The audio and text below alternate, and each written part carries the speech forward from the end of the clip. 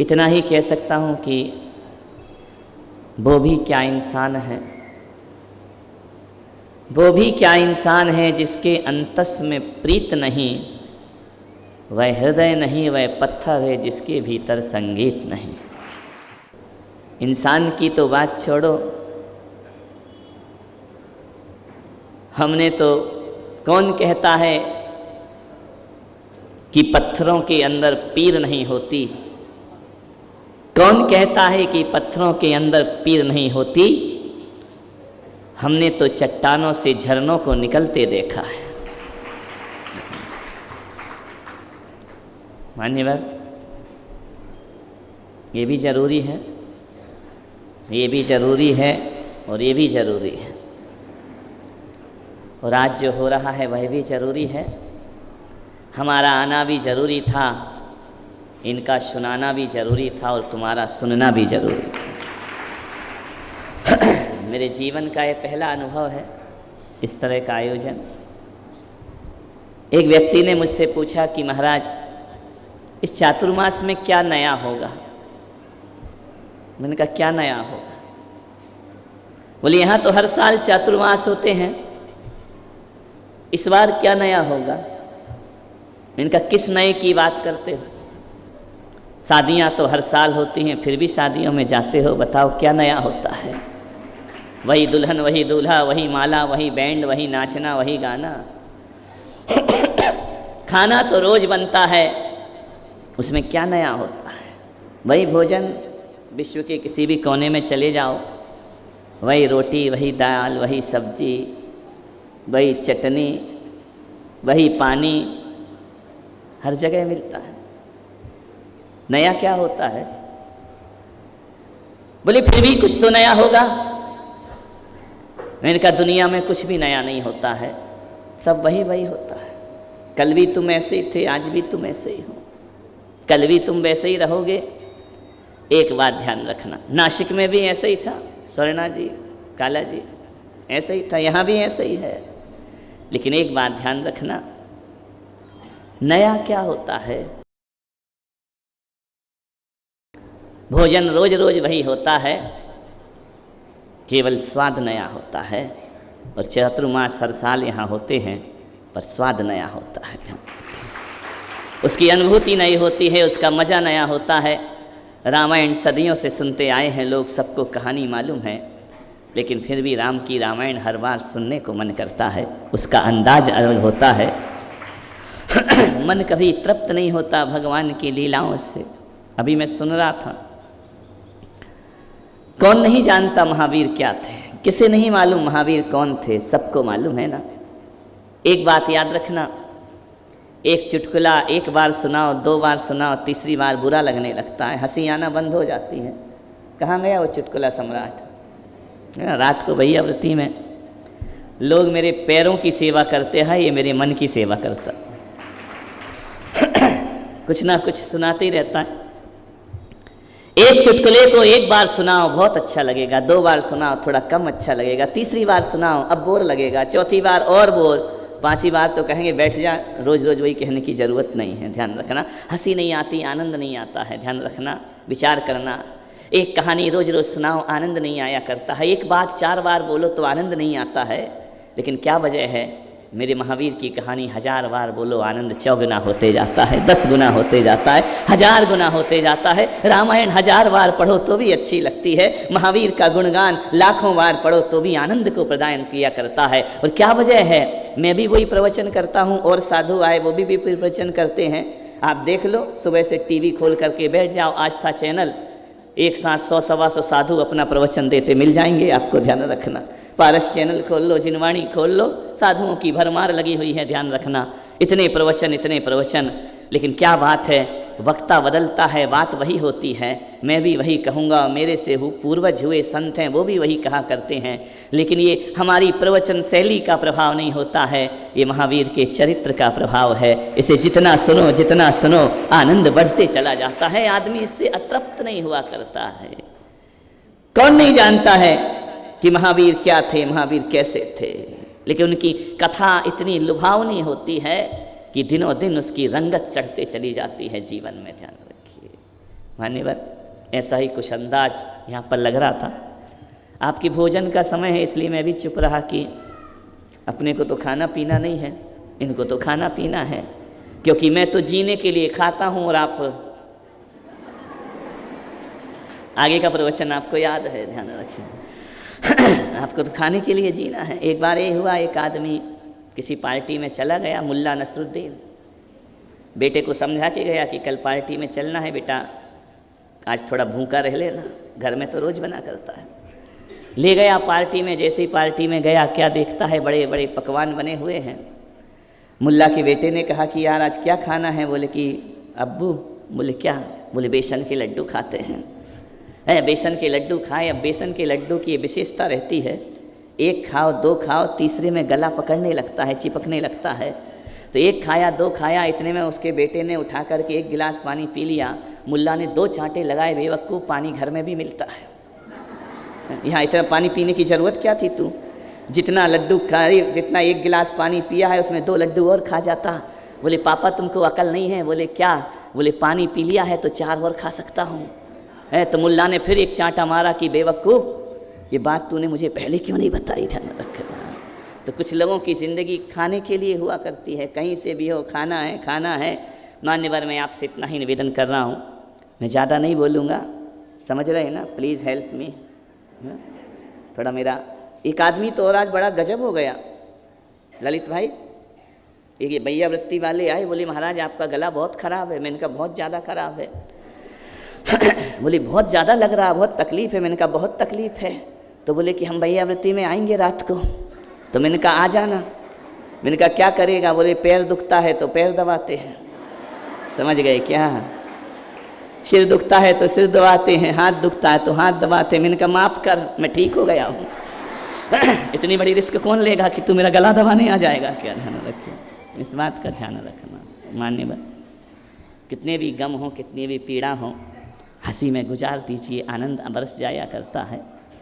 मुझे ये अनिल जी एडवोकेट ने कहा कोई डॉक्टर को लाऊं, ये लाऊं। मैंने कहा कुछ भी ले आ, ये 3 दिन का केस है, ये तो होके ही रहेगा। डॉक्टर लाओ, चाहे वैद्य लाओ, चाहे हकीम लाओ।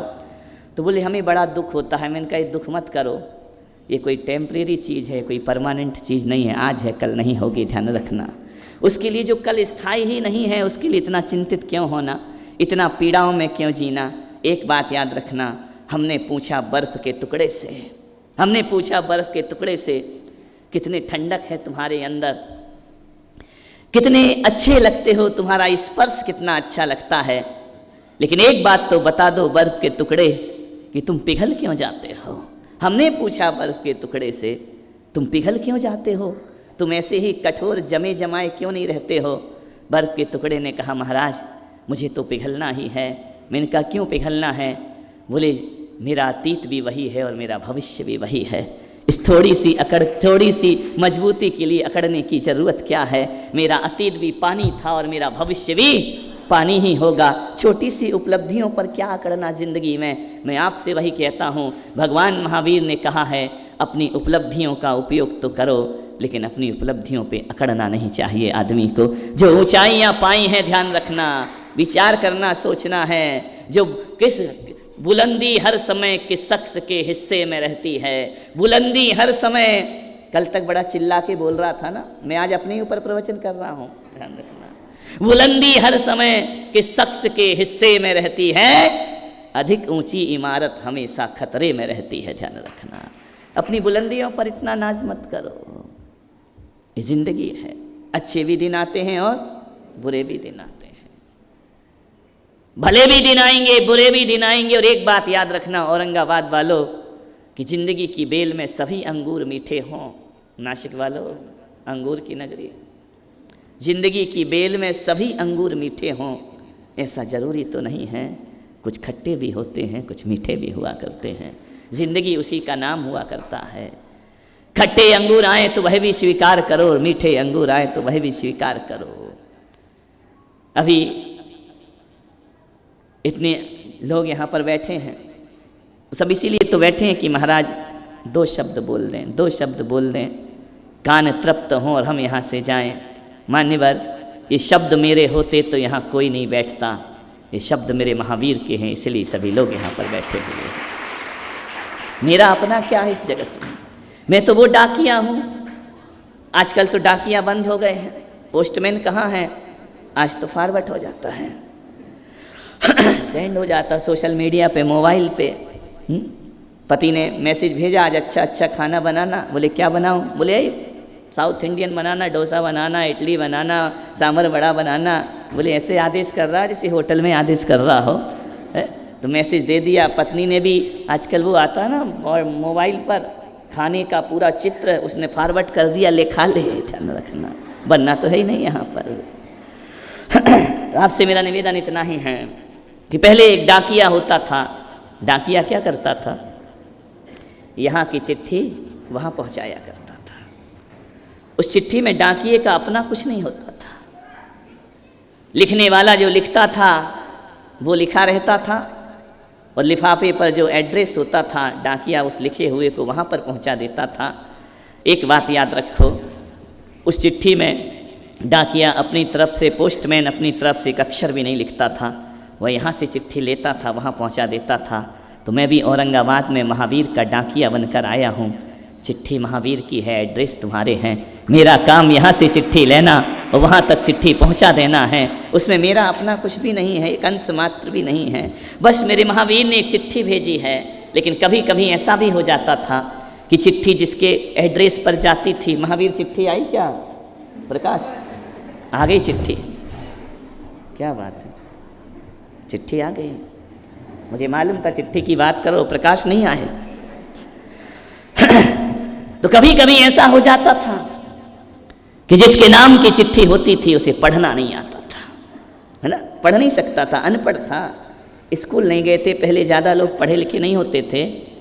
तो उस चिट्ठी को मालूम है डाकिया पढ़ के सुना देता था। मुझे भी औरंगाबाद में ऐसे ही लगता है कि मेरे महावीर की चिट्ठी तो तुम्हारे एड्रेस पर आई है, पर तुम्हें पढ़ना नहीं आता है, इसलिए 1 घंटा मुझसे पढ़वाते हो यहाँ बैठ कर के कि पढ़ कर के सुना दो इस चिट्ठी में क्या लिखा है। मैं वही हूँ जो तुम्हें पढ़ कर, क्योंकि तुम अनपढ़ हो। नहीं, बुरा मत मानो, वैसे तो तुम कॉलेज की बहुत सी डिग्रियाँ लिए हो, लेकिन महावीर के आगम से तुम अनपढ़ हो, कभी शास्त्र नहीं छुआ करते हो, कभी ग्रंथ नहीं छूते हो। मैं महावीर की चिट्ठी तुम्हें पढ़ाने का प्रयास कर रहा हूँ। महावीर ने क्या कहा है कि ये ना करो और वो ना करो। एक व्यक्ति आया, उसने कहा कि बताओ महाराज, जीवन में क्या ईश्वर इतना जरूरी है? मैंने कहा नहीं है, क्या जरूरत ईश्वर की? तो बोले फिर क्यों आप इतना गला फाड़ते हैं, क्यों इतने मंदिरों की प्रेरणा देते हैं, क्यों इतने बड़े बड़े विशाल मंदिर बनाते हो? मैंने कहा कि बेटा एक बात बता कि जीवन में तुम जो कुछ भी करते हो वो सब जरूरी ही करते हो या गैर जरूरी भी करते हो अपनी ज़िंदगी में? बोले कि हाँ मैं ज़रूरी करता हूँ। मैंने कहा लेकिन कई चीज़ें तो गैर ज़रूरी भी हो जाती हैं हमारे जीवन में, और उन्हें भी हमें करना पड़ता है। तन ढांकने के लिए कपड़ों की ज़रूरत है, लेकिन 1000 कपड़े की ज़रूरत है तो गैर ज़रूरी काम हुआ करता है। ये तू अपने जीवन में क्यों किया करता है? मैंने कहा एक बात बता, भोजन के लिए तो गेहूँ ज़रूरी है ना, गेहूँ और पानी ज़रूरी है, दाल ज़रूरी है, चावल ज़रूरी है। तो बोले हाँ। मैंने कहा उस परमात्मा की दुनिया में जीने के लिए गेहूँ और चावल ज़रूरी है। ज़रा एक बात तो बता बेटा कि फिर उसने गुलाब किस लिए खिलाए हैं इस धरती पर? क्या गुलाब के बिना ज़िंदगी नहीं चला करती थी? उसने चंपा चमेली किस लिए खिलाई इस धरती पर? विचार करिए, सोचिए, यदि जीने के लिए भोजन ही ज़रूरी है तो फूल बिना भी तो लोग जिया करते हैं ना, फिर फूलों को जन्म किस लिए दिया? बोले महाराज यदि भोजन ही ज़िंदगी होते और फूल ना होते तो ज़िंदगी का मज़ा ना होता।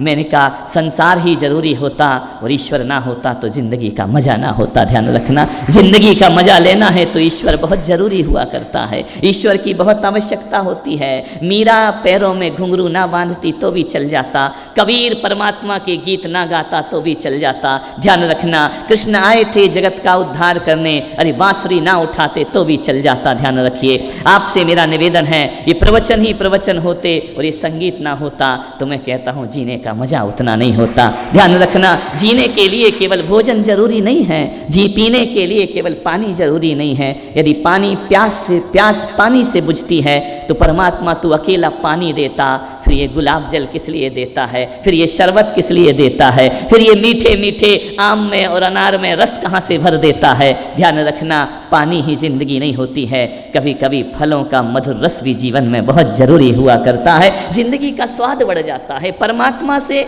जीने का स्वाद बढ़ जाता है, परमात्मा से, ईश्वर से हमारे जीने की चाहतें बढ़ जाया करती हैं।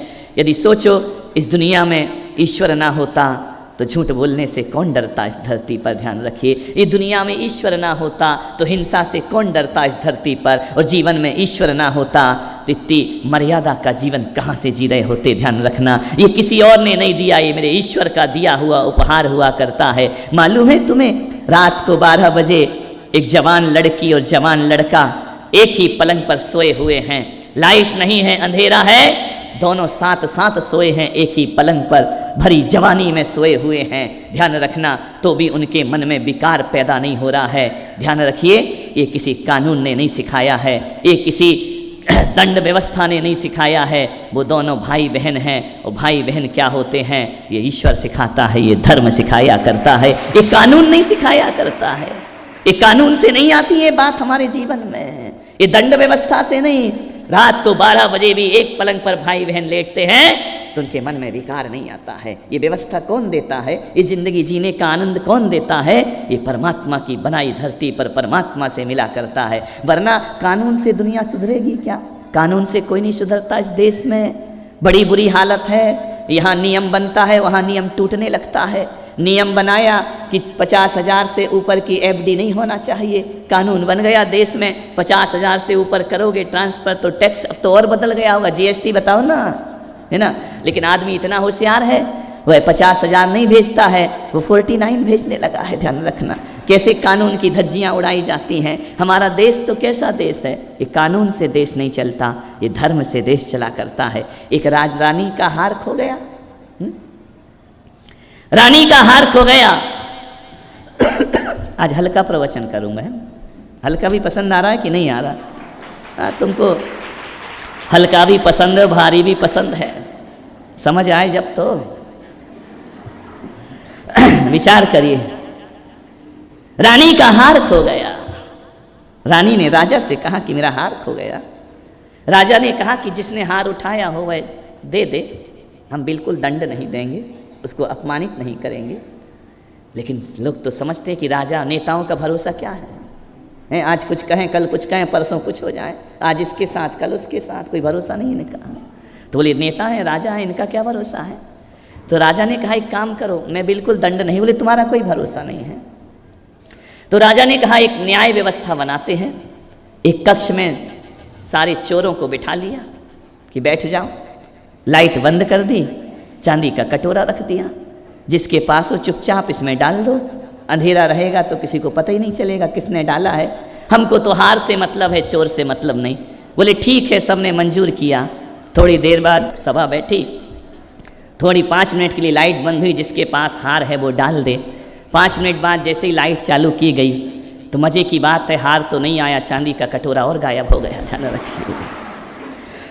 विचार करिए, दुनिया कोई कानून से सुधरती है क्या? विचार करिए, एक बार अमेरिका में कानून बना कि जो भी व्यक्ति चोरी करे उसे चौराहे पे लटका करके कोड़े मारे जाएं, इतना मारा जाए कि देखने वाले सुधर जाएं, दोबारा चोरी का भाव ना कर सकें। मज़े की बात तो तब हो गई कि वो कानून अमेरिका से हटाना पड़ा, क्योंकि एक चोर को सज़ा दी जा रही थी, चौराहे पे लटका के पीटा जा रहा था। और जब किसी को चौराहे पर पीटा जाता है तो चौराहा खचाखच भर जाता है। इतने ईमानदार लोगों से चौराहा भर गया कि मारो इसे, मारो, इसने चोरी की है। बाद में अमेरिका ने कानून हटा लिया ये कि ये देश नहीं सुधरने वाला है। वो इतनी भीड़ इकट्ठी हुई, जेब कतरों ने जितनी जेब काटी उसकी पहले कभी ना काटी होंगी। देखिए, चोर को सजा मिल रही है, जेब कतरे अपना काम करते जा रहे हैं। ये सही जिंदगी, ये देश कानून से नहीं सुधरता है। आगरा में बादशाह अकबर ने ऐलान कर दिया कि कोई भी 4 घोड़े की बग्गी लेकर आगरा में प्रवेश नहीं करेगा। जगह संकीर्ण थी, 4 घोड़े की बग्गी, ट्रैफिक जाम हो जाता था। आदेश कर दिया, ऐलान कर दिया कि कोई भी 4 घोड़े की बग्गी लेकर के नहीं आएगा। मालूम है, औरंगाबाद का एक चला गया, वो नहीं डरता किसी से। ध्यान रखना, बोले हम तो मराठा, हम तो जाएंगे, कोई क्या कर लेगा। बनाते रहो कानून। 4 घोड़े की बग्गी लेकर चला गया। सिपाहियों ने पकड़ लिया, इसने कानून तोड़ा है, इसने राजाज्ञा तोड़ी है। पकड़ करके ले गए अकबर के दरबार में, हुजूर इसको सजाए मौत दी जाए। वो भी खड़ा था औरंगाबाद का, मौत से कहाँ डरने वाले हम। खड़ा बिल्कुल छाती चौड़ी करे। अकबर ने कहा क्यों रे, मरने से नहीं डरता है? बोले मारोगे क्यों? बोले कानून तोड़ता है, राजाज्ञा तोड़ता है तो तुझे तो फांसी दी जाएगी। बोले ऐसे कैसे फांसी दी जाएगी? बोले कानून नहीं सुना तूने? बोले सुना है ना। बोले क्या बोला है? बोले 4 घोड़े की बग्गी लेकर आगरा में कोई नहीं आएगा। तू लाया है ना? बोले मैं लाया हूँ, लटका के बताओ मुझे फांसी पर। अरे बोले बड़ा ढीठ आदमी है, ये तो डर ही नहीं रहा है। तो बोले सजाए मौत, इसको लटका दो फांसी पर। बोले ठहर जाओ, कानून अच्छे से पढ़ो। कानून में क्या लिखा है? बोले 4 घोड़े की बग्गी लेकर नहीं आना। बोले सैनिक भेजो, तहकीकात करो, 2 घोड़ी हैं 2 घोड़ा है। कानून कहाँ तोड़ा है? विचार करिए। 2 घोड़ी हैं 2 घोड़ा है, कानून कहाँ तोड़ा है? आपने घोड़ी का तो उल्लेख किया ही नहीं कानून में। ये दुनिया कानून से नहीं सुधरने वाली, ध्यान रखना। कितने भी कायदे बना दो, दुनिया में परिवर्तन नहीं आ सकता है। दुनिया में यदि कोई परिवर्तन ला सकता है तो हमारा धर्म ही दुनिया में परिवर्तन ला सकता है, ध्यान रखिए। उस बच्चे से मैंने कहा कि धर्म की इसलिए ज़रूरत है, ध्यान रखना। ईश्वर की ज़िंदगी में इसलिए ज़रूरत हुआ करती है। यदि ईश्वर ना होगा तो नेकी बदी के रास्तों में अंतर ना रह जाएगा और ये आदमी पशुवत जीवन जीने लगेगा। पशुओं के पास ईश्वर नहीं है, इसलिए वो नैतिकता, इंसानियत, धर्म नहीं जाना करते हैं। मनुष्य के पास ईश्वर है, इसलिए वो अच्छा बुरा सब जाना करता है। किसी के दर्द पे आंसू आ जाना ये धर्म सिखाता है। किसी की तड़फन को अपनी तड़फन बना लेना ये धर्म सिखाता है। पानी पियो तो उसमें छन्ना लगाना ये मेरा धर्म सिखाया करता है। और अपना जीवन जीने के लिए दूसरों का जीवन नहीं उजाड़ना ये मेरा धर्म सिखाया करता है। ये किसी कानून की किताब में नहीं लिखा है कि अपना पेट भरने के लिए दूसरों का पेट मत फाड़ा करो, ध्यान रखना। आज जो प्रवृत्ति बन रही है, आज अभी हमारे वो चले गए हैं राजेश जी जो यहाँ पर थे, क्या नाम था? सर कटे, उनके तो थे सर, है ना। विचार करिए, उन्होंने कहा संस्कृति क्या होती है विक्रय। आधे लोग तो बोल जाते हैं, मुझे समझ ही नहीं आता, मराठी में बोले जाते हैं। मैं अंदाज लगा लेता हूँ आगे पीछे के अक्षरों से कि यही बोल रहा होगा, ध्यान रखना। और मैं ये सोच के भी कुछ नहीं बोलता हूँ कि मेरे मंच पे खड़ा है तो अच्छा ही बोल रहा होगा, बुरा तो बोलेगा नहीं हमारे खिलाफ, ध्यान रखना। मान्यवर कौन सिखाता है? किसी के जख्म पे मलहम लगाना मेरे धर्म ने सिखाया है। किसने कहा है कि कभी कोई शेरनी भूखी हो, भूख से तड़फ रही हो और किसी जानवर पर आक्रमण करती है तो ध्यान रखना, महात्मा बुद्ध वहाँ से गुजरते हैं और कहते हैं उस हिरनी को छोड़ दे, उसका बच्चा इंतजार कर रहा है, तुझे भूख लगी है, मैं अपना हाथ तेरे मुंह में डाल दिया करता हूँ। ये किस कानून में लिखा है? ये कहाँ की अदालत में लिखा है? किस कानून की किताब में लिखा है? कहते हैं महात्मा बुद्ध अपना हाथ शेरनी के मुंह में देते हैं, वो शेरनी भी ऐसी शेरनी होती है, वह कहती है हम महात्माओं का भक्षण नहीं किया करते हैं। ध्यान रखिए, ये बात किस धर्म से आती है? ये किसी किताब या सिखाने या स्कूल से नहीं आती है। शेरनी अपना मुंह फेर लिया करती है।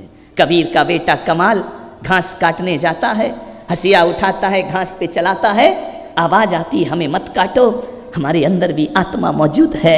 इतना सुनता है, कमाल की हंसिया हाथ से फेंक जाया करता है। ये कौन शिक्षा देता है? ये महावीर शिक्षा। भी संजय जी नाम है ना, बता रहे थे ना कि पेड़ों में भी जीव है, वनस्पति में भी जीव है। यह वैज्ञानिकों ने साबित कर दिया है। अरे वैज्ञानिक तो अभी साबित कर रहे हैं, कबीर का बेटा तो वर्षों पहले साबित कर गया कि घास में भी जीव हुआ करते हैं। ध्यान रखना, ये कौन देता है ये शिक्षाएं? मेरा धर्म दिया करता है। मान्यवर आपसे निवेदन है, मेरे धर्म ने बहुत कुछ दिया है। अमेरिका ने कहा कि भारत कैसा पिछड़ा हुआ देश है, ये गंगा को माँ कहता है, पानी को माँ कहता है। ये कहता है कि चंद्रमा में देवता हैं, हम देख करके आए, वहाँ कुछ नहीं है, पत्थर हैं, उबड़ खाबड़ मिट्टी और कुछ नहीं है वहाँ। ये कहते हैं कि मंगल ग्रह में कुछ देवताओं का वास होता है, नवग्रह को देवता मानते हैं। कितने पिछड़े हुए लोग हैं हिंदुस्तान के। ये धरती को माता कहते हैं। पागल हो गए हैं ये लोग, भारत के अंधविश्वास में जीने वाले लोग। हमने कहा अमेरिका तुम क्या जानो भारत की संस्कृति क्या होती है, तुम क्या जानो हमारे ऋषि मुनियों का शोध क्या होता है, ऋषि मुनियों का रिसर्च क्या होता है, तुम तो कहते हो कि चंद्रमा में मिट्टी है, पत्थर है, वहाँ कोई भगवान नहीं है। अरे हम भारत के देश तो वो लोग हैं तो जो पत्थर और मिट्टी हमने चांद में अभी तो देखा नहीं है, लेकिन तुम देख कर आए, कोई बात नहीं। लेकिन लो अमेरिका, मैं तुमसे पुलक सागर कहता हूँ, तुम तो कहते हो कि चांद पे मिट्टी है, ये उसे भगवान मानते हैं। अरे हम भारत के लोग तो पत्थर को भी भगवान माना करते हैं। हम भारत के लोग होते हैं जो पत्थर को भी भगवान के दर्शन, हमें जिससे जो मिलता है हम अपने रिश्ता जोड़ लेते हैं। ये मेरा धर्म सिखाता है, ये विज्ञान नहीं सिखाता है, ये कानून नहीं सिखाता है। हमें जिससे जो मिला हमने उससे रिश्ता जोड़ लिया। नदियों ने हमें अमृत पिलाया, एक माँ दूध पिलाती है, एक स्त्री दूध पिलाती है, वो हमारी माँ बन जाती है। फिर तो गंगा हमें जिंदगी भर अमृत पिलाती है, वो हमारी माँ हो जाए। तो इसके रिश्तों को तुम अमेरिका वाले क्या जानो, ये रिश्ते क्या होते हैं। जो धरती हमें अनाज देती है, हम उस धरती को अपनी माता का रिश्ता जोड़ लिया करते हैं। और जिस कागज पर कल्याण की बातें लिखी हों, वो कागज हमारी जिनवाणी माँ बन करके खड़ी हो जाया करती है। हमें जिससे जो मिला हमने रिश्ते जोड़ लिए। वह चंद्रमा जब रात को शीतलता देता है तो दूर आसमान पर चंद्रमा, हम उसे अपना मामा कह करके बुलाया करते हैं। हम जिसके प्रति, जिससे हमें जो मिला, हम उसके प्रति कृतज्ञ हो जाया करते हैं। हम कृतज्ञ लोग नहीं हैं। हम वो चाइना नहीं है कि यूज एंड थ्रो।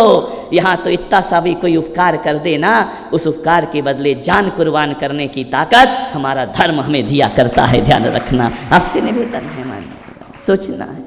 हमें जिससे जो मिला हमने नाते जोड़े।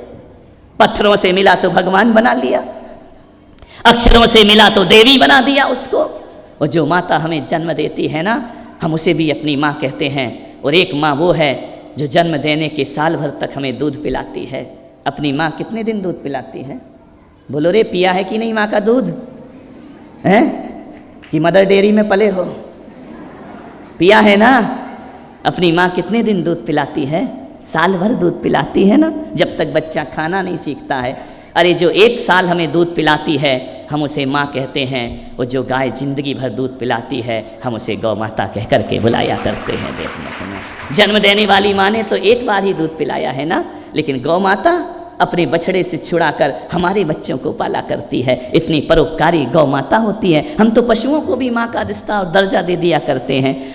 हम तो वो लोग हैं जहाँ जिससे जो मिला हम उसे दे दिया करते हैं। जन्म जन्म के हम बंजारे बस्ती बांध न पाएगी, अपना डेरा वहीं जमेगा जहाँ शाम हो जाएगी। जो भी हमको मिला राह में प्यार बोल के बोल दिए, जो भी हमको मिला राह में प्यार बोल के बोल दिए। और कुछ भी नहीं छुपाया दिल में, सब दरवाजे खोल दिए। और मस्ती अपना हाथ पकड़कर मंजिल तक ले जाएगी और अपना डेरा वहीं जमेगा जहाँ शाम। हम तो वो संवेदनशील लोग हैं ना। कहीं मोहल्ले में सहनाई बजती है, किसी की बेटी की बारात आती है ना, तो सहनाई सुनकर हमारे दिल झंकृत हो जाया करते हैं, भले उस बेटी से हमारा कोई रिश्ता ना हो।